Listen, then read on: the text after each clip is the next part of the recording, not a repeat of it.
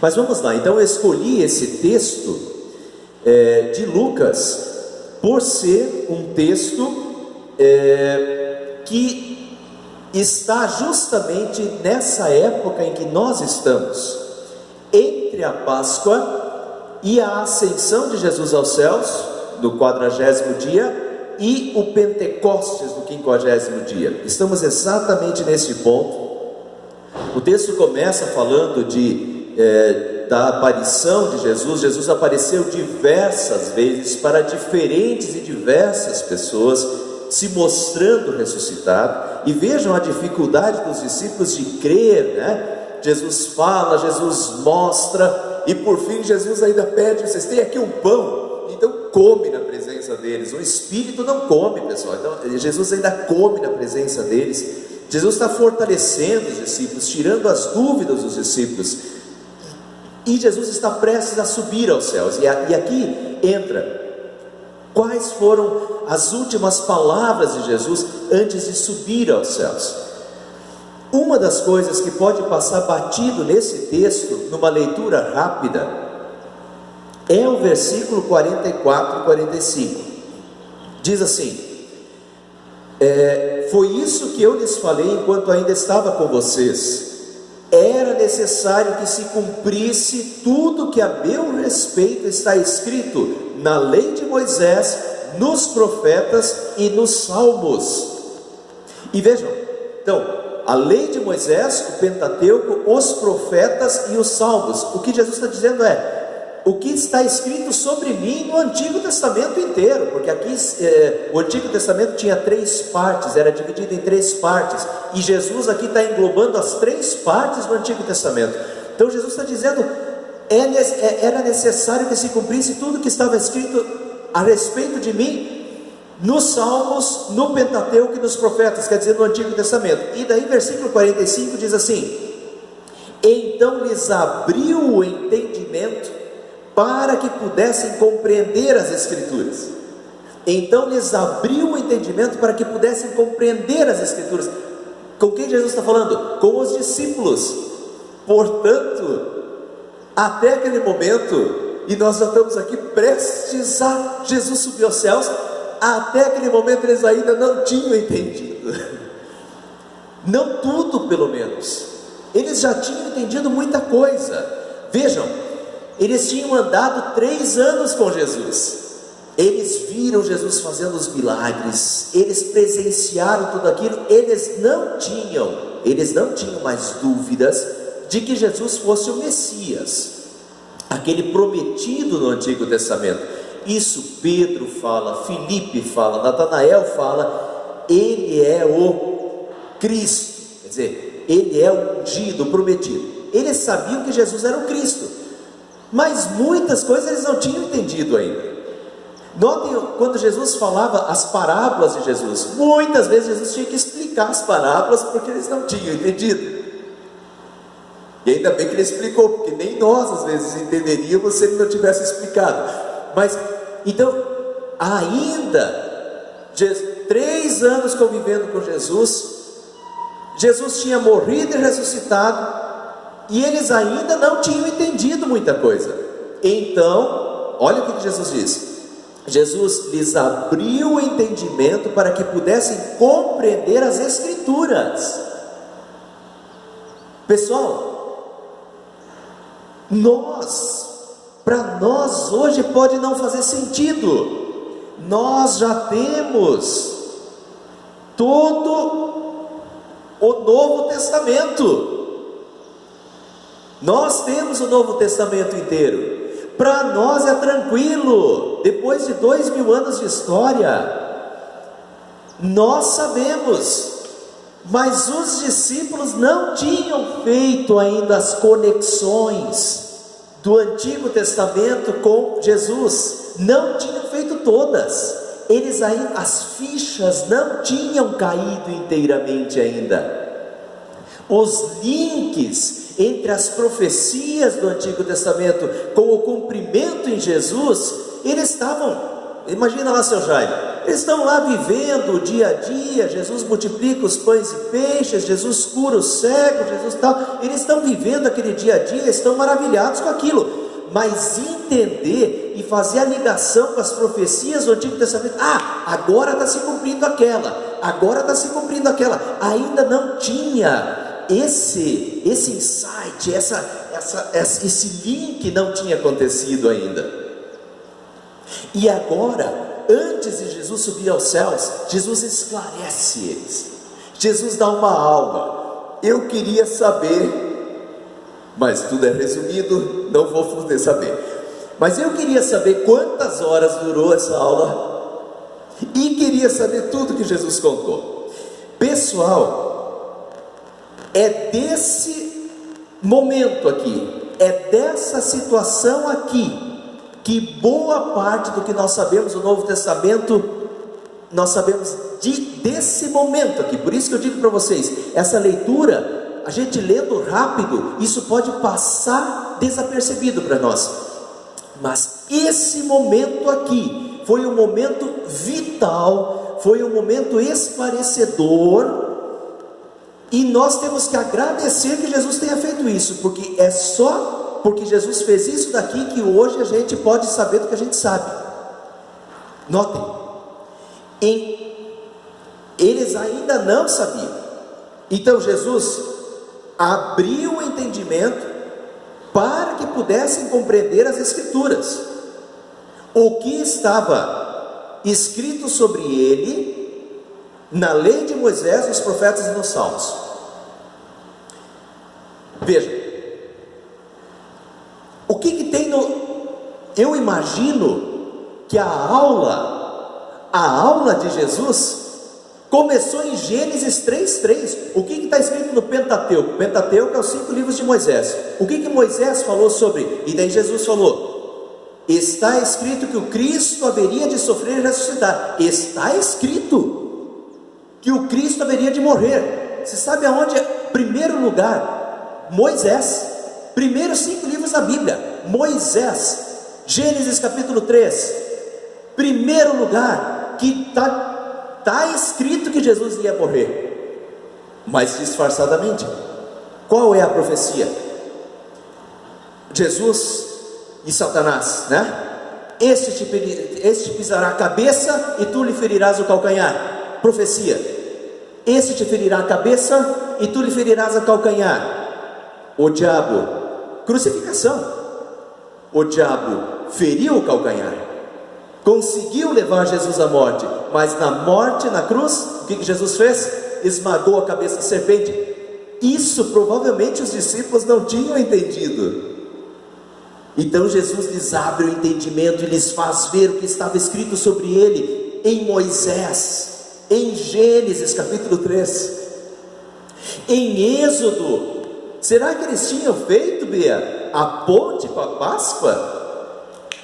Acho que não. Jesus tinha morrido, eles tinham ficado desesperados. Jesus ressuscitou, eles ainda nem acreditam nisso direito. Como é que pode que Jesus está ressuscitado aqui? E a ficha não tinha caído ainda.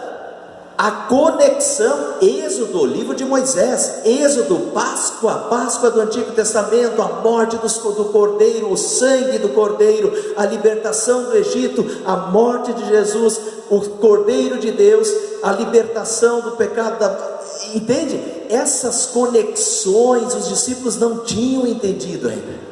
Eles ainda não eram capazes de ver isso tudo, esses links, essas conexões com o Antigo Testamento. E assim vai.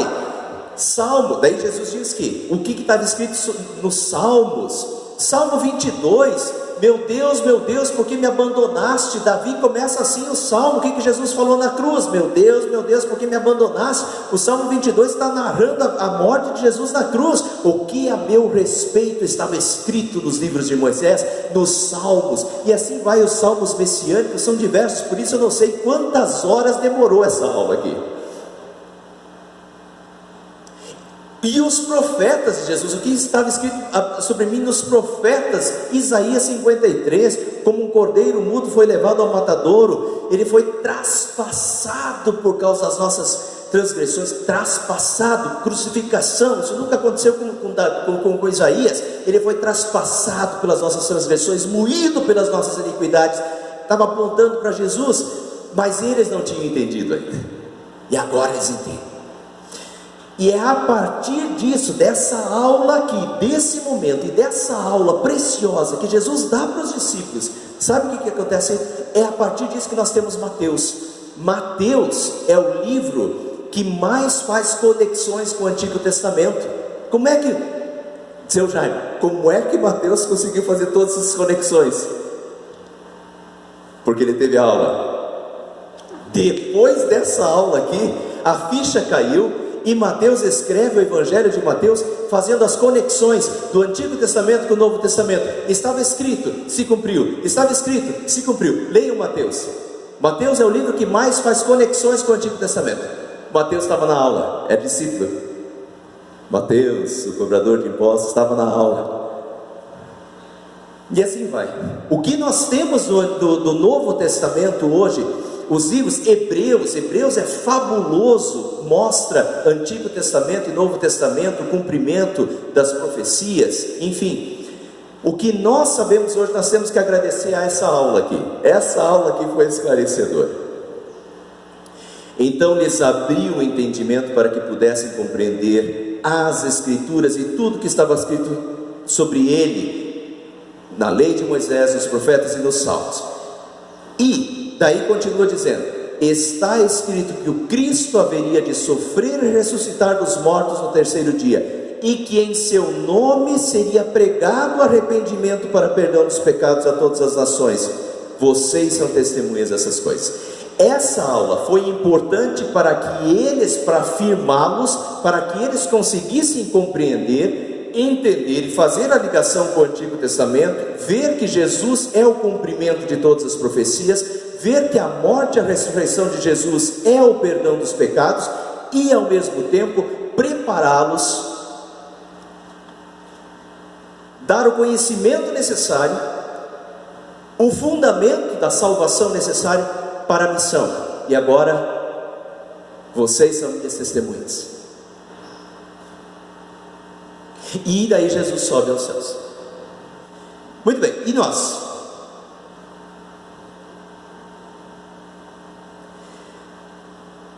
De certa forma, o mesmo já aconteceu conosco. Então lhes abriu o entendimento para que pudessem compreender as Escrituras. Já aconteceu conosco? Vocês podem até não saber o dia e a hora, mas já aconteceu? Já aconteceu. Já aconteceu conosco. Deus já nos abriu o entendimento. E pessoal, isso é fé. Foi quando o Espírito Santo tocou no nosso coração e nos converteu. Ele nos abriu o entendimento. Consegue compreender a diferença? Pega uma pessoa, qualquer pessoa pode ler a Bíblia, e muitos já leram a Bíblia diversas vezes, mas não creem na Bíblia. Qual é a diferença de uma pessoa que lê, mas de uma pessoa que lê e entende? E isso, nossa, verdade! Ele foi traspassado e moído pelas minhas iniquidades, disse Isaías, e Jesus morreu na cruz por mim, em meu lugar. E isso conforta o coração. Por que conforta o coração? Porque o Espírito Santo já nos abriu o entendimento. Eu quero mostrar uma passagem que eu já citei para vocês outras vezes, mas eu quero mostrá-la, tá? Vamos abrir 1 Coríntios capítulo 2. 1 Coríntios capítulo 2, no final do capítulo. Abram lá. 1 Coríntios capítulo 2, eu acho que essa leitura, ela explica muita coisa, ela é esclarecedora em diversos sentidos, mas também no que nós estamos vendo aqui hoje. 1 Coríntios capítulo 2, versículo 11: pois quem conhece os pensamentos do homem a não ser o espírito do homem que nele está? 1 Coríntios 2, 11, tá? Da mesma forma, ninguém conhece os pensamentos de Deus a não ser o Espírito de Deus. Quem conhece os pensamentos de Deus é o Espírito de Deus. Agora versículo 12: nós, porém, não recebemos o Espírito do mundo, mas o Espírito procedente de Deus. Nós recebemos o Espírito procedente de Deus, para que entendamos as coisas que Deus nos tem dado gratuitamente. Como é que a gente então conhece, entende as coisas de Deus?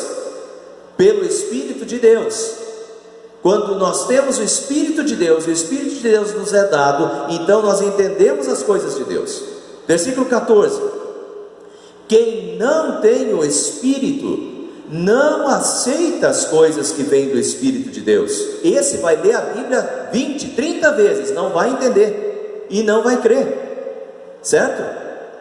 Continuando no versículo 14: quem não tem o Espírito não aceita as coisas que vêm do Espírito de Deus, pois lhes são loucura, e não é capaz de entendê-las, porque elas se discernem espiritualmente. Mas quem é espiritual discerne todas as coisas, e ele mesmo por ninguém é discernido. Pois quem conhece a mente do Senhor, para que possa instruí-lo? E agora vem: nós, porém, temos a mente de Cristo. Nós temos a mente de Cristo, por isso entendemos as coisas de Cristo. Por quê? Porque nós recebemos o Espírito Santo e o discernimento das coisas espirituais. Por isso, voltando lá para Lucas, Jesus abriu o entendimento deles, e nós já tivemos o nosso entendimento aberto para as coisas de Deus, quando o Espírito Santo tocou em nosso coração e nos abriu esse entendimento. Se hoje nós cremos nisso, é porque, primeiro, pessoal, se você crê, é dádiva. Levante as mãos aos céus. É dádiva recebida. Deus te abriu o entendimento, graça. Se nós achamos esse consolo na cruz de Jesus, levante as mãos aos céus, é graça recebida. Deus nos abriu o entendimento. Perfeito? Agora, Deus nos abriu o entendimento, e louvado seja Deus por isso. Para quê, seu Jaime? Para a gente ficar calado e se fechar no quarto e pronto?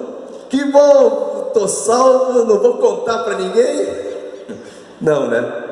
Não é essa a questão. Então, no momento, Jesus fez discípulos, Jesus escolheu os discípulos, Jesus fez discípulos, Jesus explica para os discípulos, abre o entendimento dos discípulos. Para quê? Para que os discípulos: vós sois minhas testemunhas. Para que os discípulos sejam suas testemunhas na terra, para que os discípulos, aqui está a chamada grande comissão. Nós normalmente temos na nossa cabeça decorado o texto de Mateus. Garanto, dona Elise, que o que está mais na sua cabeça decorado é Mateus. Quer ver? Ide por todo o mundo, pregai o evangelho a toda criatura. Fazei discípulos de todas as nações, batizando-os em nome do Pai, do Filho e do Espírito Santo, e ensinando-os a guardar todas as coisas que você ordenar. Isso é Mateus, final de Mateus, assim como final de Lucas, mesmo texto. A grande comissão: ide, fazei discípulos de todas as nações, batizando-os em nome do Pai, ensinando-os a guardar todas as coisas que você tem ordenado. Essa é a missão, chamada grande comissão. Quando foi dada? Antes de Jesus subir aos céus. Jesus subiu aos céus, ele deixa essa missão para os discípulos, a missão de ir e fazer discípulos, a missão de ser suas testemunhas no mundo. Vocês, meus filhos privilegiados, eu vos dei, eu vos abri um entendimento, vocês sabem da salvação, agora vocês são minhas testemunhas no mundo. Para quem Jesus deixou isso? Para os discípulos? Discípulos de todas as épocas, para a sua igreja na terra. Ele subiu aos céus. Quem fica na terra? A sua igreja na terra. Quem é a sua igreja na terra? Paulo fala que Cristo é a cabeça e a igreja é o seu, dona Lila? Tem reflexo bem na sua boca. Agora eu não sei se a senhora respondeu corretamente ou não. Fica assim, né? Já pensou se ela errou, dona Elise? Então, acertou, a igreja é seu corpo. Eu acho que eu não estou conseguindo ver sua boca, mas ela respondeu corpo, provavelmente. Ela sabe a Bíblia de cor. A igreja é o seu corpo na terra. Jesus Cristo é a cabeça e a igreja é o corpo de Cristo na terra. Agora pense, qual era a missão de Jesus quando esteve no mundo? Vamos deixar Jesus responder, não é o que a gente inventa. O que Jesus disse? Qual é a sua missão na terra? Eu vim buscar e salvar o que está perdido. Daí Jesus conta a parábola da ovelha perdida, a parábola da moeda perdida, a parábola do filho perdido. Eu vim buscar e salvar o que estava perdido. Jesus veio ao mundo para salvar o que estava perdido. Essa era a missão de Jesus, nenhuma outra. Não veio passear, não veio ao mundo buscar e salvar o que estava perdido. Agora, Jesus subiu aos céus. O que ele pediu para os discípulos? O que fica? Qual é a missão da igreja? Qual é a missão do seu corpo no mundo? Não é outra do que a missão do próprio Jesus: buscar e salvar o que está perdido. Não é? Então essa é a nossa missão. Nós que conhecemos, nós que tivemos o entendimento aberto, que somos filhos de Deus, isso é um privilégio, mas é um privilégio que também traz essa responsabilidade, uma responsabilidade de fazer discípulos, uma responsabilidade de ser testemunha, de não ficar só para nós, mas ser testemunha disso, do perdão dos pecados, diz Jesus aqui, que o Evangelho seria pregado a todas as nações para a remissão dos pecados. Meus irmãos, a questão é salvação ou condenação, e quando a gente pensa isso, ganha uma seriedade. A questão é salvação ou condenação. Jesus não veio ao mundo para passear, e nós não deveríamos estar só passeando aqui no mundo também, só pensando nesse mundo, mas pensar nas coisas eternas e pensar na salvação. E quando a gente pensa na salvação, isso leva a gente a se importar com os outros, se importar com os outros que estão sem Jesus. E o que é estar sem Jesus? Jesus diz: eu sou o caminho, a verdade e a vida, e ninguém vem ao Pai senão por mim. Eu sou a porta de Jesus, eu sou a ressurreição e a vida. Quem crê em mim, ainda que morra, viverá. É preciso crer. Quem crê em mim tem salvação. Tem salvação? Tem. Na cruz Jesus já conquistou a salvação, mas é necessário crer. E para que creia, é necessário que a palavra chegue até as pessoas. É necessário que os discípulos de Jesus, que a igreja continue com essa missão maravilhosa de salvar e buscar o que está perdido, levando essas pessoas à remissão dos pecados. Então, Mária, não sei se chegou a dar tempo de publicar lá, mas publicamos no Instagram uma chamadinha para esse culto, e na chamadinha eu falei assim: imagina nós termos a cura, descobrirmos a cura da Covid. Imagine, nós estamos no meio dessa pandemia. Imagine nós descobrirmos a cura da pandemia, hein, dona Elisa? Descobrimos a cura da Covid, vão ficar só para nós? Não, seria antiético ficar só para nós. A gente vai sair falando para os outros, para os nossos amigos, para os nossos parentes. Descobrimos a cura da Covid. Agora, a questão da salvação eterna é muito maior. É eternidade, é salvação eterna. Nós já descobrimos? Já. Nós sabemos? Sabemos. Então vamos compartilhar. Não tem gente ao nosso redor que ainda está afastado de Deus, ou que não está ainda em aliança com Deus? Se tem, pessoal, vamos lá. Para terminar, quero terminar. Eu não tinha pensado nisso até a semana passada, quando eu tive que preparar uma mensagem especial lá para a IELB, que me pediram, e daí eu estava estudando alguns textos diferentes e finalmente me dei conta disso. Não tinha me dado conta. Vamos ver se vocês aí de 80 anos já se deram conta disso. Qual é a missão? Ide por todo o mundo, pregar o Evangelho a todas as criaturas, a todas as nações, a todos os povos. Muito bem. A gente tem, dona Elisa, na Bíblia, algum lugar que a gente vê a realização disso? Tem. Sabe onde é? Jesus disse: ide por todo o mundo e pregai o Evangelho a todas as nações. A todas as nações. Apocalipse. O que a gente vê em Apocalipse? João vê uma multidão que ninguém podia enumerar, de todas as tribos, línguas, povos e nações. Olha a concretização. Quando Jesus sobe aos céus, ele deixa para a igreja: vão a todos os tribos, povos, línguas e nações e preguem sobre a salvação, sobre o Cristo morto e ressuscitado para a remissão dos pecados. E no Apocalipse, no fim, João vê uma multidão de vestes brancas, louvando o Cordeiro, uma multidão de todas as tribos, povos, línguas e nações. Vai acontecer? Vai. Está acontecendo? Está. Onde nós entramos nisso? Nós podemos ficar de fora, mas Jesus não quer que a gente fique de fora. Jesus nos tornou discípulos seus, e Jesus quer que a gente fique de dentro disso, seu Jaime. Sabe qual vai ser a maior alegria? Seu Jaime, chegar lá no meio daquela multidão e um amigo seu correr lá, lhe dar um abraço e dizer: obrigado, Jaime, estou aqui porque você falou comigo. Essa não vai ser a maior alegria? Não é só de ter, desculpa o termo, tá? Ter tomado uma cerveja com uma pessoa aqui na terra, né?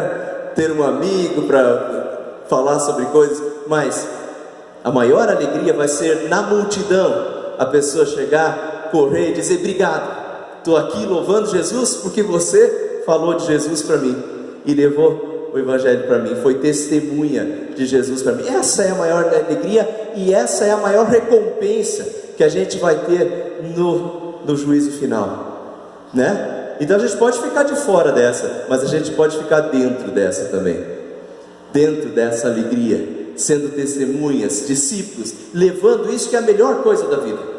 A melhor coisa desse mundo é buscar e salvar os perdidos, porque isso é recompensa eterna. Todo o resto é resto, todo o resto é passageiro, mas isso é salvação e vida eterna. Que Deus nos dê esse ímpeto, né? Tire as nossas amarras, nos ajude, fomente isso no nosso coração, para que a gente continue sempre com o mesmo coração de Jesus, buscar e salvar o perdido. Amém. Nós vamos cantar próximo hino 258, que fala justamente sobre isso. Vamos nós trabalhar, somos servos de Deus. Sem cessar a servir.